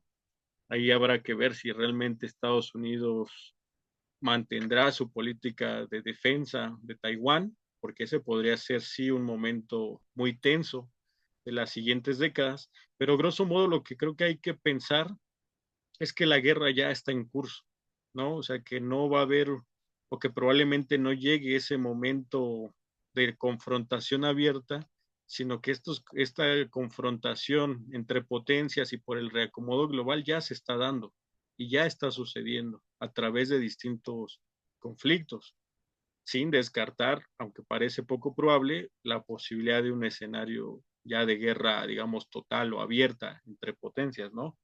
Donde pues probablemente pues ya no habría más posibilidades de nada después de eso, ¿no? En esto que le cité de la reunión que hubo todavía con el presidente López Obrador, en la que vino Gustavo Petro, habló, bueno, habló de muchos temas, habló del tema de Palestina, pero en un momento no solo condenaba lo que pasó en Palestina, sino que él explicaba que pensar en Palestina es no solamente pensar en esa región del mundo, sino que es un intento, no son, lo estoy parafraseando mal, pero es un intento de lo que puede pasar en este reacomodo en América Latina y creo que también por eso su preocupación de él, de que quizás, bueno, tenemos países como Brasil, el propio Colombia, ¿no? Los antes ya citados que son países muy grandes, pero también en países más pequeños, ¿no? Con menos población, menos territorio geográfico, Creo que el temor de una, vamos a decirle, una palestinación, ¿no? De algún país, creo que también queda dentro de este escenario. Y creo que es otra de las cosas por las que deberíamos preocuparnos por lo que pasa en Medio Oriente, ¿no? No sé cómo ve usted. Sí, o sea, desde luego que lo que sucede, el genocidio en Palestina no puede entenderse sin este marco de crisis general de la que hablaba yo, ¿no? Hay que ver, por ejemplo, lo que están planteando las distintas empresas para una vez que hayan liberado, dicen ellos, el territorio palestino, ¿no? Ya se habla de construir una fábrica de autos eléctricos. El mismo Trump dijo que iba a construir una zona hotelera, ¿no? Entonces, detrás de la barbarie, detrás de la destrucción, detrás de la muerte, lo que viene es el capital a aprovechar ese espacio que han liberado de personas, que han vaciado de personas para convertirlo en espacios de acumulación y de ganancia, ¿no? Y eso no puede entenderse sin esta disputa geopolítica. A final de cuentas, quien sostiene al Estado de Israel, pues es Estados Unidos, eh, militar y económicamente, ¿no? Y en ese sentido, la constitución y la existencia de Israel en esa zona, pues tiene un interés geopolítico, que es mantener un posicionamiento de Estados Unidos en la zona, en una zona geoestratégica con enormes recursos naturales para poder amenazar a, posiblemente a Rusia o a China, ¿no? Entonces, lo que sucede ahí no puede entenderse sin esa crisis general de la que hablábamos al inicio. Y por otro lado, evidentemente, el hecho de que la disputa se agudice hace posible que si algún gobierno latinoamericano se vuelve un obstáculo a ese dominio regional, pues pueda pasar por un proceso similar, ¿no? Y aparte, tristemente, tenemos la experiencia histórica de N cantidad de veces que Estados Unidos ha intervenido directo o indirectamente. Entonces, desde luego que esa posibilidad está para América Latina, ¿no? Si no logra hacerlo a través de alguno de estos gobiernos subordinados, ¿no? Como lo hace actualmente, por ejemplo, con Novoa, actualmente se discute la posibilidad de regresar bases militares a Ecuador, ¿no? Entonces, pero si no encuentra estos gobiernos subordinados, o si una posibilidad de una invasión o de una política mucho más agresiva y mucho más violenta, ¿no? Estados Unidos, justamente ese es el riesgo. En este declive imperial puede tratar de resolver su influencia a través de lo que todavía mantiene, que es el dominio militar. Y ahí sí que se abren escenarios pues terribles para la región, lo que hace importante lo que mencionaba hace rato, que los países latinoamericanos denuncien con mucho más claridad y firmeza lo que hoy amenaza a Venezuela, porque hoy es Venezuela, pero mañana puede ser cualquier otro país o gobierno que se distancie mínimamente de esta pretensión estadounidense de resubordinar a América Latina, ¿no? A sus intereses geopolíticos. Y ahí, por eso creo yo, sería importante la revitalización de un proyecto de integración latinoamericana, pero insisto, en las actuales circunstancias, con la división esta que hacíamos hace rato, pues es muy complicado, ¿no? Doctor, vamos a pasar a las preguntas, ¿no? Dice, bueno, antes un saludo de Eduard Padilla, dice, excelente y sumaria ponencia. Saludos al doctor Diego. Y yo quiero agregar también que justamente todos estos temas son los que deberíamos estar debatiendo en las academias, ¿no? No solo en las academias, sino también como en más espacios, pues masivos, pero desgraciadamente no son temas que le resulten benéficos, pues, a la élite, ¿no? Quiero iniciar con una pregunta que puso Juan Pablo. Dice, ¿cómo creen que repercuta en América Latina el encarcelamiento de Jair Bolsonaro?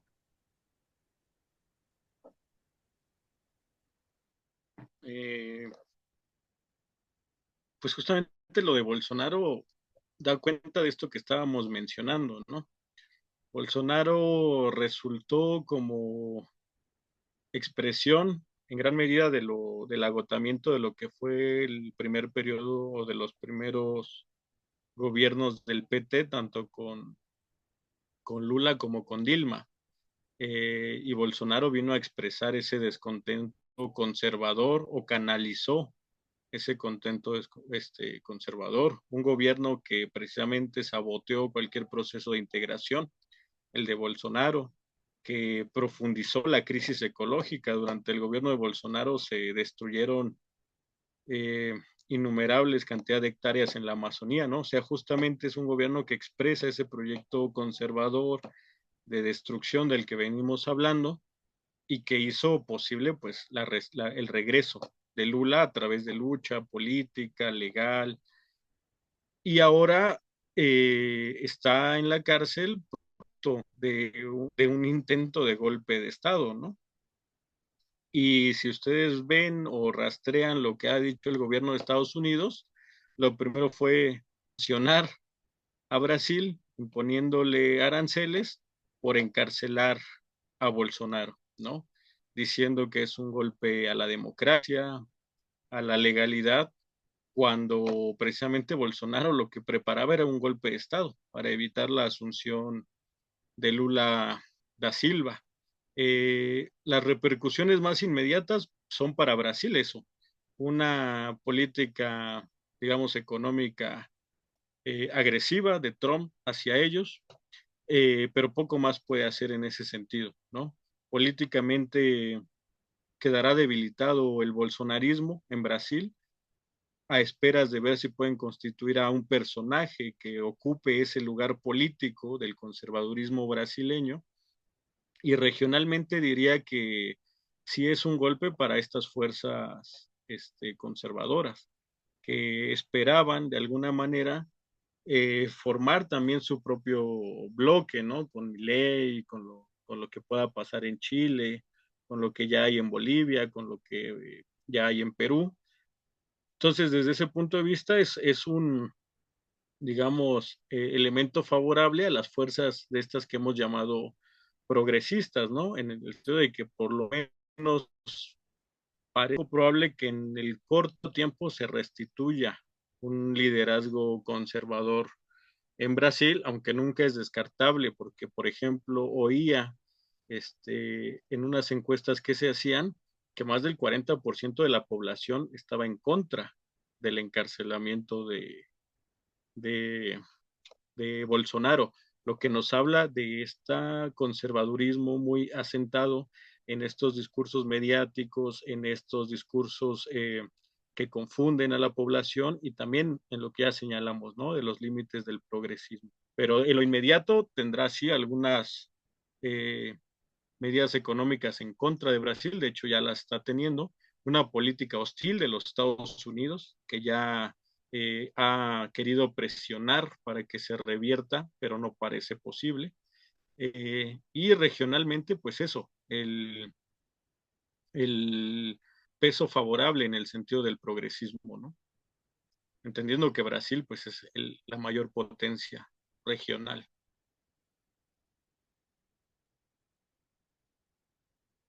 Tienes tu micrófono apagado, Juan. Perdón, gracias. Quiero hacer una pregunta que usted como sociólogo me encantaría también conocer su postura. Ya se la hemos ido intuyendo porque se dice que los jóvenes de mi generación, quizás más, todavía más jóvenes, han tenido un espectro más conservador que otras generaciones, quizás que la suya o también un poco más jóvenes, ¿no? En ese porcentaje.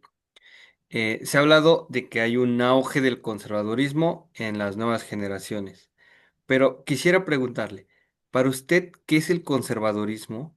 Porque a mí me preocupa que jóvenes se definen como conservadores cuando, o sea, poniendo un ejemplo quizás un poco literario, pero cotidiano.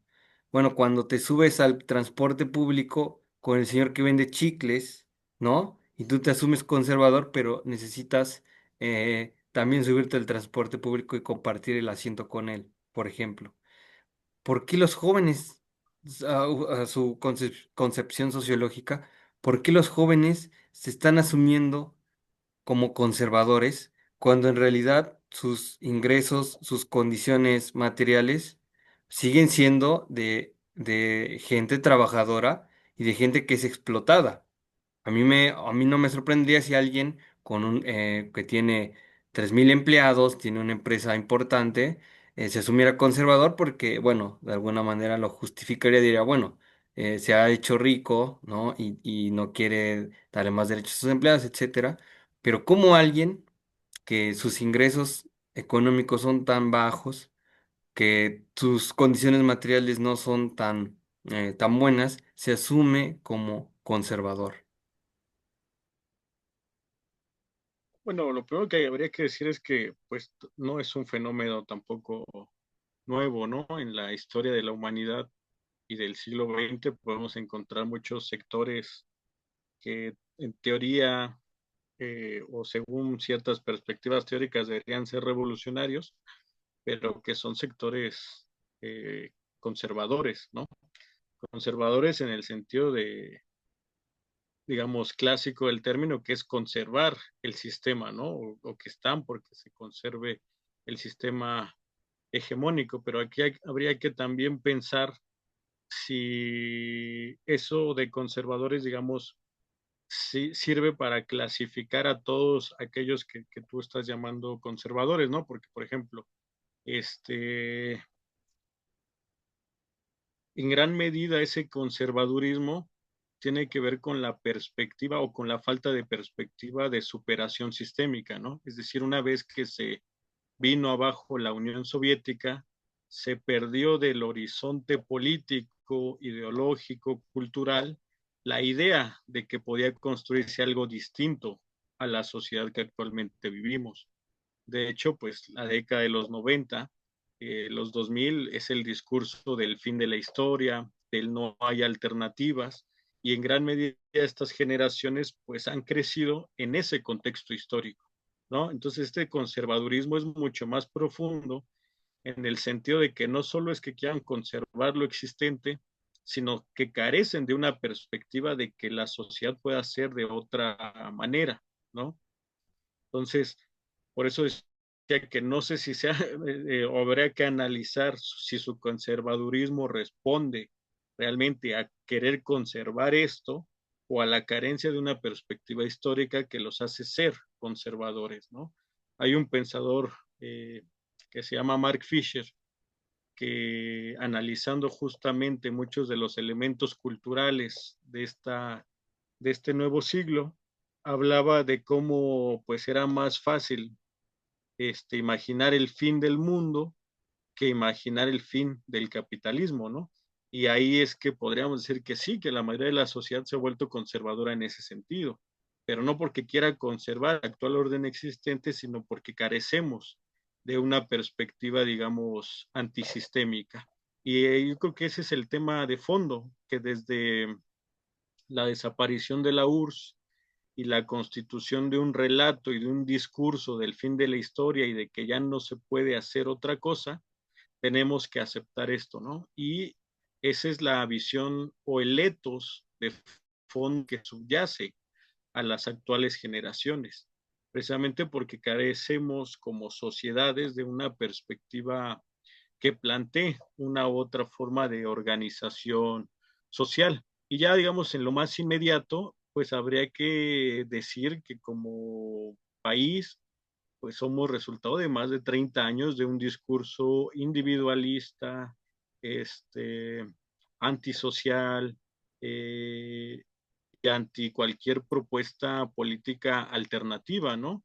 Es decir, de nuestro país, pues desapareció cualquier alternativa que se reclamara socialista, o anticapitalista, aunque después apareció el zapatismo en las últimas décadas, en la última década ha venido a menos. Entonces pareciera que carecemos como de algún referente político ideológico que permita pensar eso, ¿no? Y este propio conservadurismo más inmediato, pues tiene que ver mucho con estas tecnologías digitales que hoy bombardean nuestra realidad, ¿no?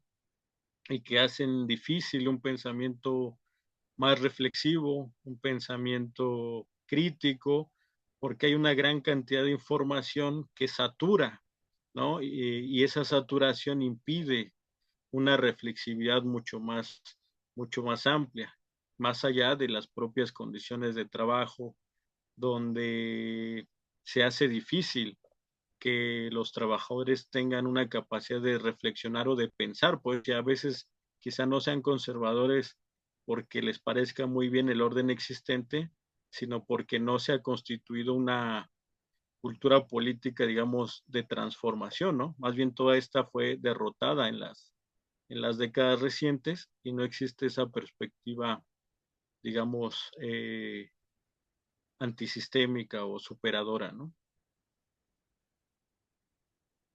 Muchas gracias. Vamos a continuar con las preguntas del chat. Dice Ricardo Fucás, la experiencia contemporánea de China y de los progresismos latinoamericanos, donde no hay o hubo realmente una superación estructural del modelo capitalista, ¿qué tipo de izquierda sería? O dicho de otra forma, ¿en qué espacio del espectro político estarían ubicados? Todo eso a sabiendas de que son experiencias que apelan al socialismo. Habla de la experiencia contemporánea de China. Eh, bueno, aquí está el tema de lo que decíamos hace rato, ¿no? O sea, si uno se limita, por ejemplo, al espectro de partidos, al sistema electoral institucional, pues desde luego que los distintos progresismos podemos ubicarlos a la izquierda, ¿no? Eh, Analizando las fuerzas políticas que compiten en cada una de las elecciones, podríamos decir que estos progresismos están a la izquierda de ese espectro político o de ese sistema electoral.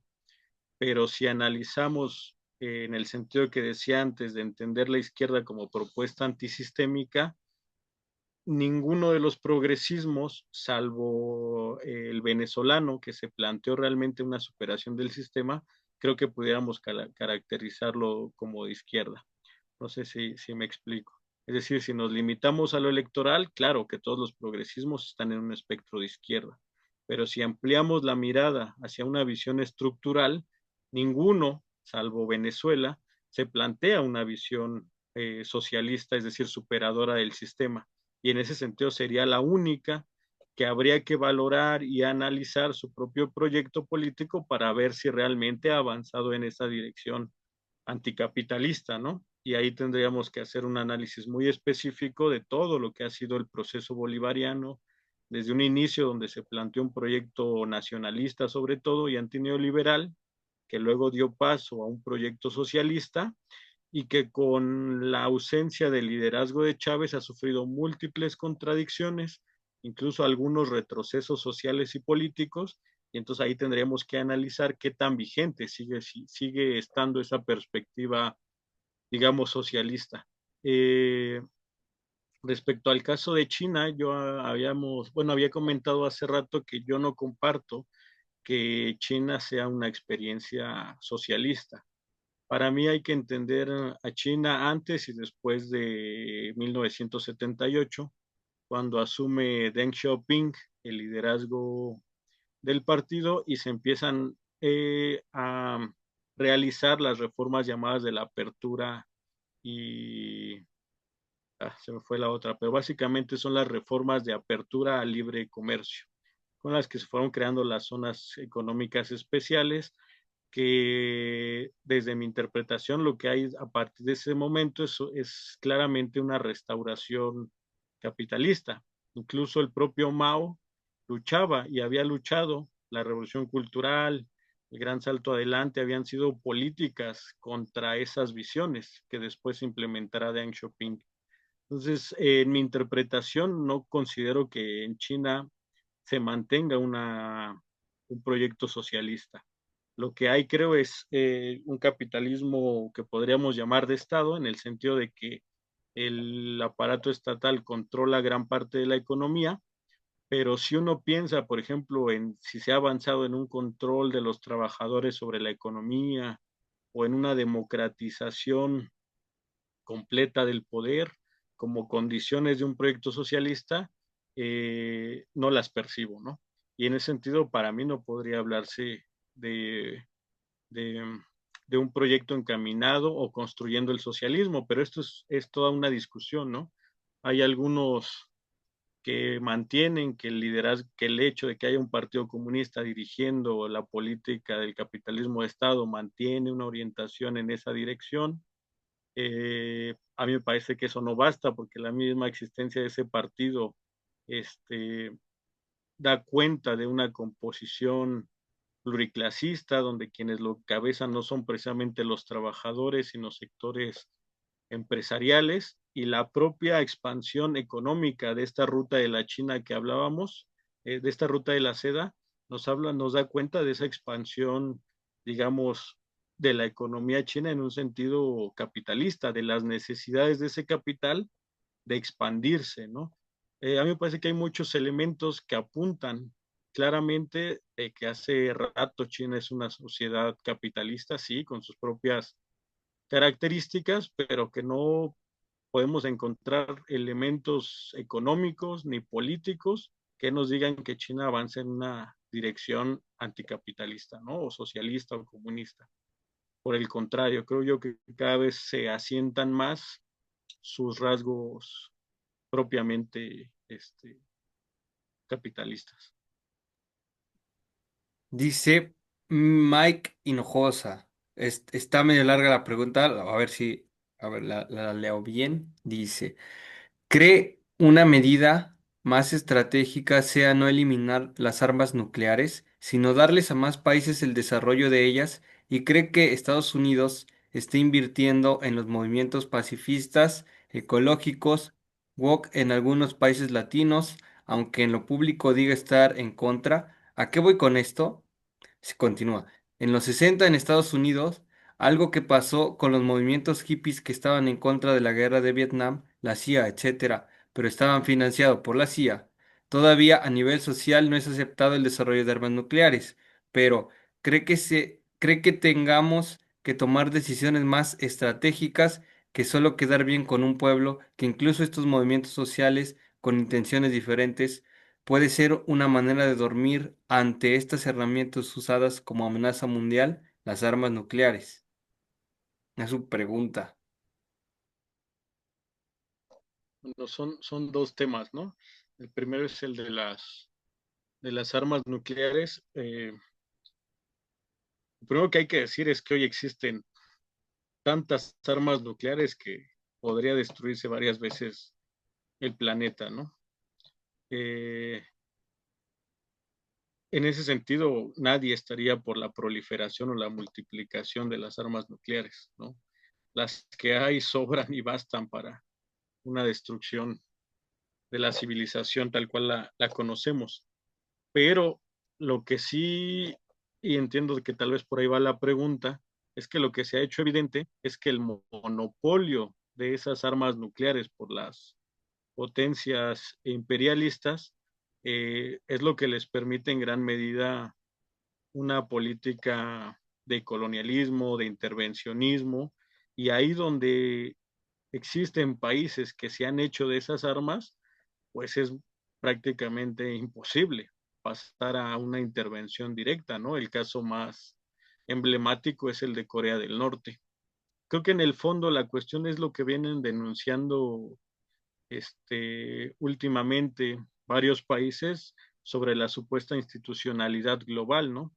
Se supone que hay una institucionalidad global que debería garantizar el respeto del derecho internacional, pero dado que ese respeto no se, no se lleva a la práctica, la única forma que han tenido los países para mantener su soberanía y resguardarse de una intervención es hacerse de estas armas nucleares, ¿no?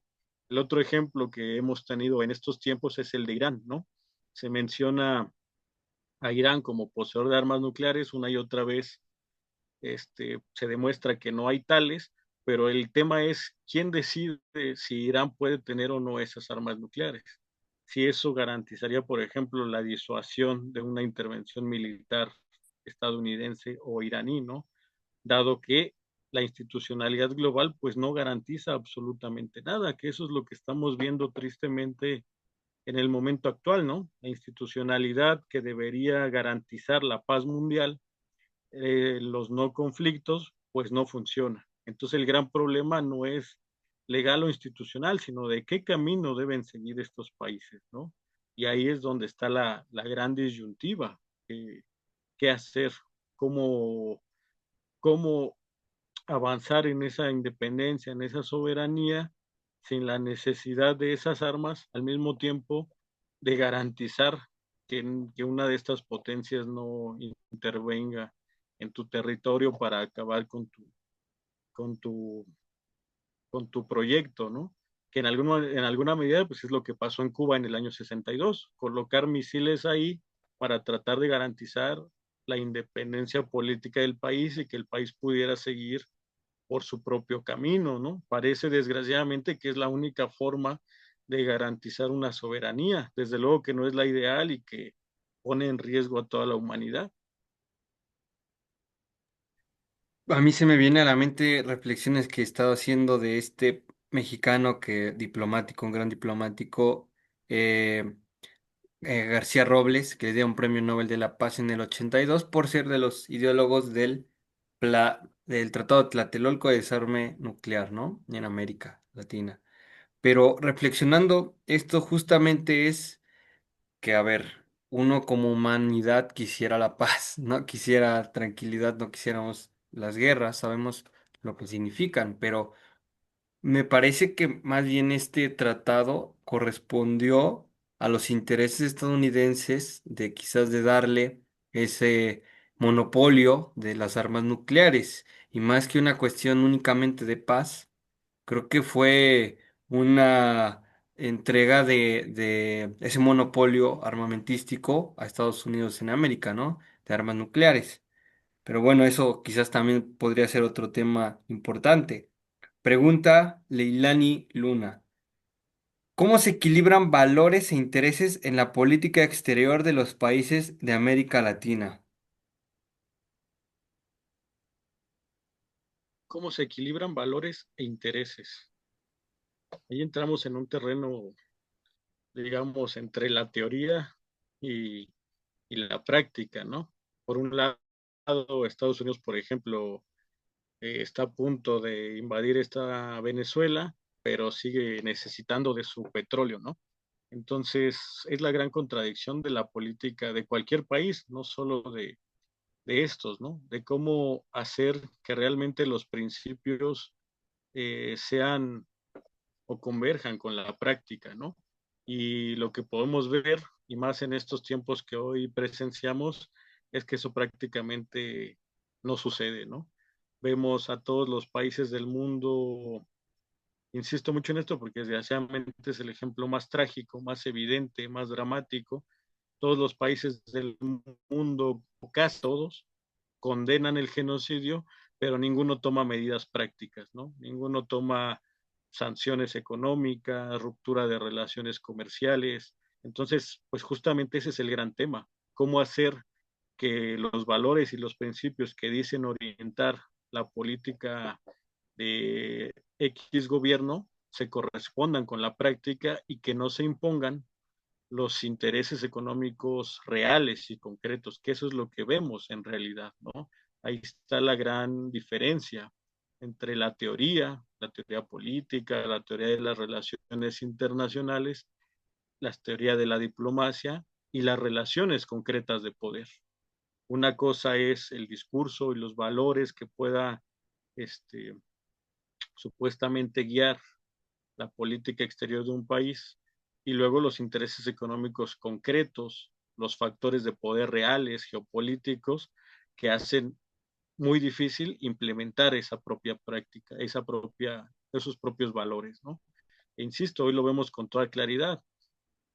Prácticamente nadie en el mundo, salvo algún demente de la Unión Europea, y evidentemente Estados Unidos reivindica lo que está sucediendo en Gaza, pero ningún Estado toma medidas específicas, concretas, reales, más allá de los discursos y de las condenas, que son necesarias y son válidas, pero que no tienen efectos prácticos. Entonces ahí vemos esa ruptura entre la realidad política económica y cualquiera de estas teorías, valores que se supone deberían guiar, ¿no? Lo ideal sería que hubiera una congruencia entre una y otra cosa. Pero insisto, ahí se impone la realidad de los intereses geopolíticos, de los intereses económicos, de los factores de poder real, ¿no? Que terminan por distorsionar y distanciar a la práctica de la teoría. Doctor, vamos a pasar a una última pregunta que prácticamente va venido implícito en lo que ha venido dándonos de opinión. Y la pregunta Arian Arishop. Ante este panorama, ¿qué acciones urgentes debería emprender México para responder a los rezagos sociales, políticos y económicos en los que nos encontramos?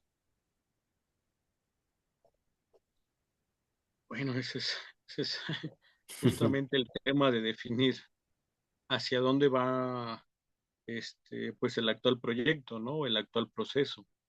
Y por eso decíamos que es tan importante pues aprender de las experiencias latinoamericanas.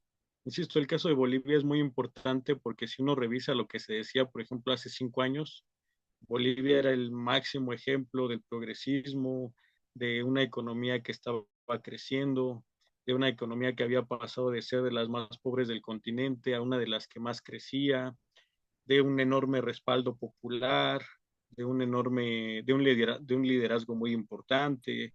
Desde el punto de vista teórico también el vicepresidente García Linea se había convertido en un referente ideológico del progresismo, es decir, Bolivia era prácticamente, digamos, que el ejemplo del progresismo exitoso, ¿no? Y hoy vemos en lo que ha terminado. Y yo creo que lo que México, el actual proyecto debe hacer es mirar críticamente todas esas experiencias y sacar las lecciones necesarias, que apuntan en lo que ya platicábamos hace rato, ¿no? En la necesidad de que las transformaciones no se limiten a las políticas de redistribución, que son necesarias, que hay que hacerlas, pero que hay que seguirlas profundizando, ¿no? Yo creo que esa es la perspectiva con la que se tendría que seguir pensando en el caso mexicano. Y otra con todas las dificultades que ello implica, creo que México, insisto, reconociendo que esto generará conflictividad, que esto implica este, complicaciones, también debería empezar a pensar, insisto, no de manera inmediata, pero sí a pensar en la necesidad de virar, por ejemplo,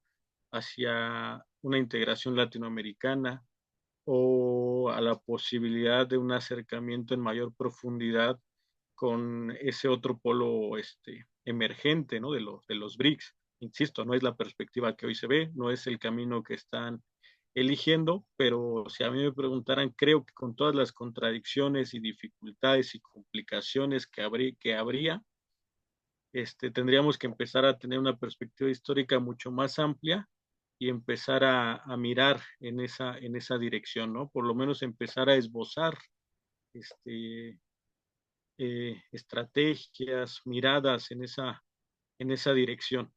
Y creo que con esas dos grandes perspectivas podríamos avanzar o podría mantenerse el proceso de transformación o de cambio que se pretende pues llevar a cabo y que como mencionabas hace rato Juan, quizá pues plantear reconstituir una hegemonía de largo plazo, ¿no? Eso es lo que está en el horizonte. Doctor, hemos llegado ya al final. Usted sabe que cómo lo admiro bastante. Siempre me parece que aprendo muchísimo o sea, con el solo platicar con usted aprendo muchísimo y se me despejan un montón de dudas que siempre traigo arrastrando y que incluso ya de manera más informal, siempre que traigo como algo que no me queda muy claro, me lo anoto, me lo guardo y llego para preguntárselo y siempre me aclara las esas preguntas, esas inquietudes que tengo. Muchísimas gracias por haber accedido y por compartir su tiempo con nosotros y nosotras. em, y pues todo lo que nos dijo, obviamente fue una cuestión muy grosso modo, pero que va ayudando a la reflexión y a lo que, insisto, le decía hace un momento. Creo que necesitamos más. eh, Necesitamos más espacios, bueno, no los espacios, no, necesitamos más momentos en los que podamos debatir ideas, reflexionar, porque creo que así es parte de empezar con el pensamiento crítico en una sociedad. Muchísimas gracias, doctor.